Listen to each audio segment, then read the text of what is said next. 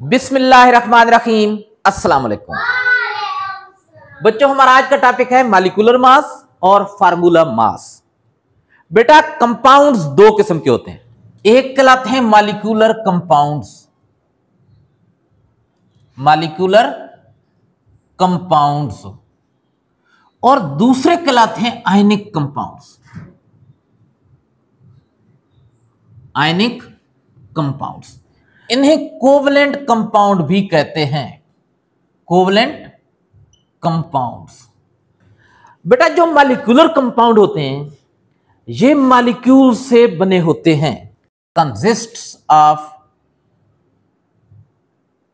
Molecules.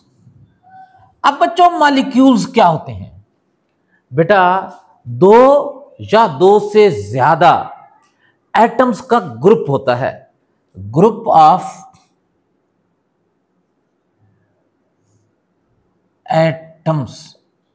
बेटा, ये जो मैं आपको मॉलिक्यूल की डिफिनीशन बता रहा हूं, याद रखें ये कंपाउंड के लिहाज से है, कंपाउंड के लिहाज से, एलिमेंट के लिहाज से नहीं है। अब बेटा, ये जो ग्रुप ऑफ एटम यानी जिसे हम लोग मॉलिक्यूल कह रहे हैं, इसकी दो खूबियां होती हैं।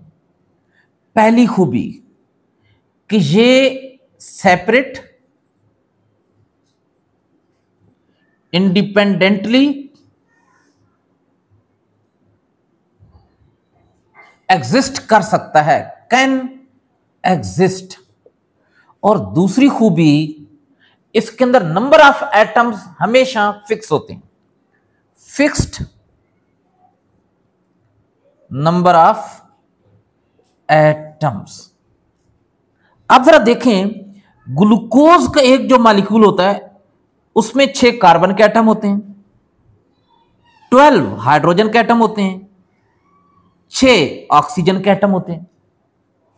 ये ग्लूकोज का मॉलिक्यूलर फार्मूला है। बेटा, आप देखें ना, ये ग्रुप ऑफ एटम्स है। इसकी अब खूबियां क्या हैं? बेटा, इसके अंदर हमेशा नंबर ऑफ एटम्स फिक्स रहेगा। ग्लूकोज आप किसी भी मेथड से हासिल करें, दुनिया के किसी भी कोने से हासिल करें या खुद बनाएं, ग्लूकोज के हर मॉलिक्यूल में कार्बन के 6 एटम, हाइड्रोजन के 12 एटम और ऑक्सीजन के 6 एटम, ये तादाद फिक्स रहेगी। ये पूरे ग्रुप बन गया। अब इस ग्रुप का दूसरी किसी चीज से ताल्लुक नहीं है। ये ग्रुप इंडिपेंडेंटली, सेपरेटली एग्जिस्ट कर सकता है। यानी अगर इसको कोई और चीज न मिले, आप इसको किसी ऐसे एनवायरनमेंट में रख दें जहां पर इसको कोई और चीज न मिले, तो भी ये 100 साल क्या 1000 साल भी इसी तरीके से एग्जिस्ट कर सकता है, रह सकता है। ये टूटेगा नहीं, खत्म नहीं होगा। अब चूंकि ये जो ग्रुप ऑफ एटम है, इसके अंदर एटम की तादाद भी फिक्स है और ये इंडिपेंडेंटली, सेपरेटली एग्जिस्ट भी कर सकता है। इस वजह से इसे हम लोग कहेंगे one molecule of glucose, one molecule of glucose. Glucose का ये एक मॉलिक्यूल कहलाएगा। अब बच्चों, जो आयनिक कंपाउंड्स होते हैं ना, वो मॉलिक्यूल से बने हुए नहीं होते। उनके अंदर सेपरेट, इंडिपेंडेंटली एग्जिस्ट करने वाले मॉलिक्यूल्स नहीं होते। फिर वो किस चीज से बने होते हैं? बेटा, आयनिक कंपाउंड्स है ना, आयनिक क्या मतलब? आयन से बने होते हैं। कौन से आयन से? Oppositely charged ions. Oppositely charged ion कौन से होते हैं? Cations and anions. कैटायंस क्या मतलब? Positive ion. एनायन क्या मतलब? Negative ion. तो बेटा, ये पॉजिटिव आयन और नेगेटिव आयन से बने होते हैं। अगर मैं आपको एग्जांपल दूं ना NaCl की, NaCl ये एक आयनिक कंपाउंड है। इसके अंदर Na पॉजिटिव आयन यानी कैटायन और Cl नेगेटिव आयन जिसे हम लोग क्लोराइड आयन कहते हैं, ये मौजूद होते हैं।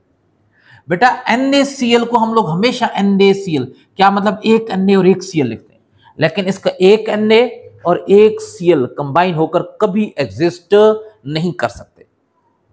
फिर ये किस तरीके से एग्जिस्ट करता है? बेटा, Na पॉजिटिव आयन और ये जो नेगेटिव आयन है, ये एरे की शक्ल में मौजूद होते हैं। क्या मतलब एरे की शक्ल में? बेटा, ये अगर एक पॉजिटिव आयन है ना, Na पॉजिटिव आयन है, तो इसके साथ एक नेगेटिव आयन नहीं, 6 नेगेटिव आयन होंगे।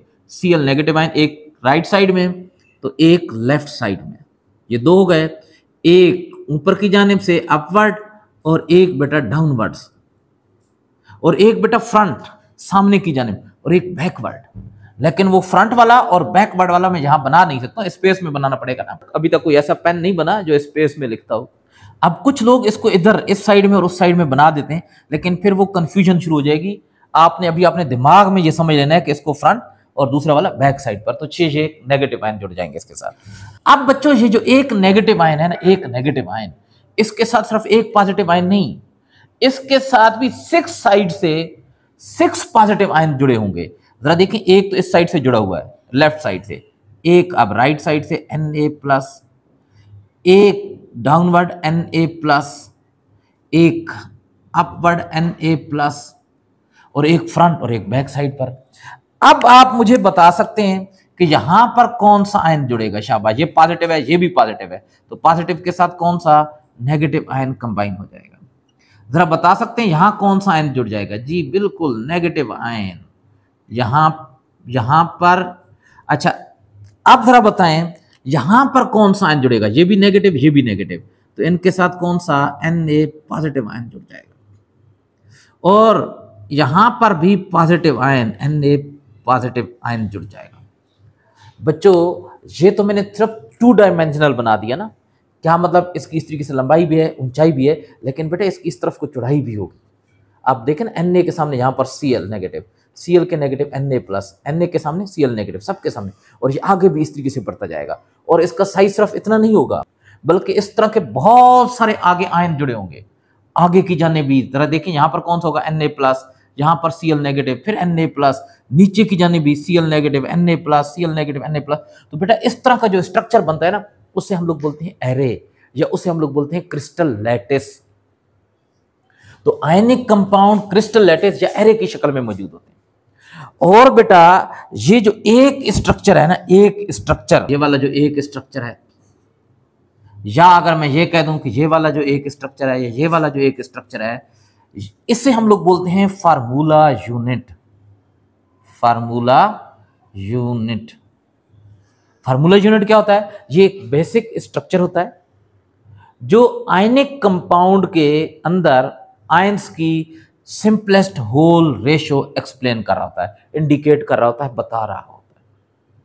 अब बेटा एक Na1Cl, ये जो फार्मूला यूनिट है ना, इसको अगर मैं इस एरे से निकाल लूं, इस क्रिस्टल लैटिस से निकाल लूं, तो ये इंडिपेंडेंटली एग्जिस्ट नहीं करता। अगर ये इंडिपेंडेंटली एग्जिस्ट करता तो इसे हम लोग मॉलिक्यूल कहते। तो फार्मूला यूनिट किसके हो गए? आयनिक कंपाउंड के। मॉलिक्यूल किसके हो गए? मॉलिक्यूलर कंपाउंड के। अब मॉलिक्यूलर मास, मॉलिक्यूलर मास क्या होता है बेटा?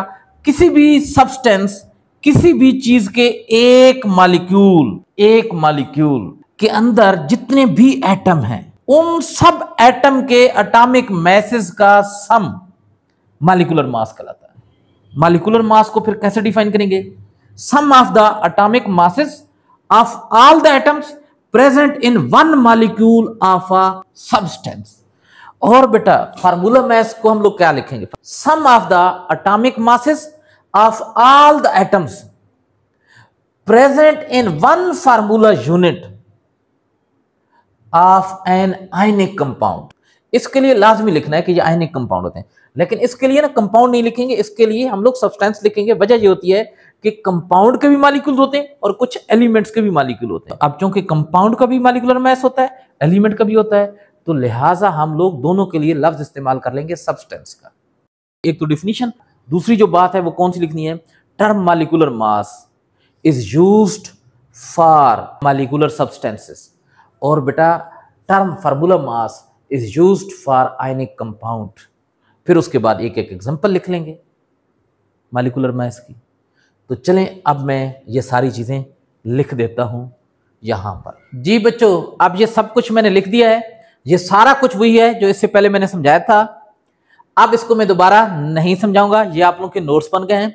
जो चीजें मैंने वहां पर नहीं समझाई थी उनमें ये एग्जांपल्स हैं। ये जरा मैं आपको यहां पर एक्सप्लेन कर देता हूं ताकि टॉपिक क्लियर हो जाए।